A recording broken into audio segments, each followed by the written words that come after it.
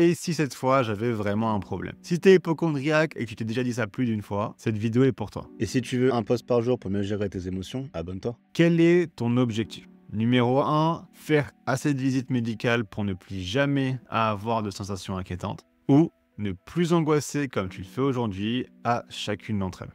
Donc laquelle te semble la plus réaliste? Laquelle te semble la plus implémentable? Ou du moins, laquelle d'entre elles est clairement impossible? Évidemment, hein, le deuxième objectif est le bon, car le premier est tout simplement impossible. Et donc, ça nous amène à la première chose à comprendre, qui est que tu vas devoir prendre une décision. Car en réalité, surtout si tu es hypocondriaque depuis longtemps, tu dois osciller entre ces deux objectifs. C'est normal, hein, mais ça crée beaucoup de doutes en toi. Un doute qui nourrit ton angoisse. Et donc, la première chose à faire, c'est de graver dans la pierre le bon objectif. Et si ça peut te motiver, tu guériras jamais de ta vie si tu continues à osciller entre les deux. Donc maintenant qu'on a compris quel est le bon objectif à avoir, comment on atteint cet objectif? Eh bien, tout simplement en arrêtant de céder. Ça, tu le sais en théorie. Tu sais que tu devrais arrêter de prendre autant de visites chez le médecin, tu sais que tu devrais arrêter de prendre autant de tests et d'examens, mais en pratique, tu n'y arrives pas. Pourquoi? Car tu n'as pas pris conscience de ton véritable ennemi qui te surprend à chaque fois et qui te fait céder, cette fameuse pensée. Et si cette fois,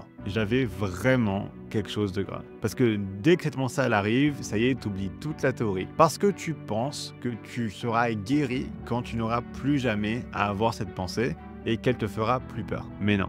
Il n'y a qu'un chemin vers la guérison de l'hypocondrie, c'est être capable de ressentir cette pensée, de ressentir toute la peur qui vient avec, mais malgré tout ça, de renoncer à agir. C'est pas facile, hein, mais le cerveau humain il est incroyable et maintenant que tu as conscience de ça et que tu vois maintenant cette pensée pour ce qu'elle est, juste une pensée, la boîte de Pandore est ouverte et tu finiras par trouver la force de renoncer à agir en réponse à cette pensée-là. Et là, tu seras à 2 pas de la guérison définitive.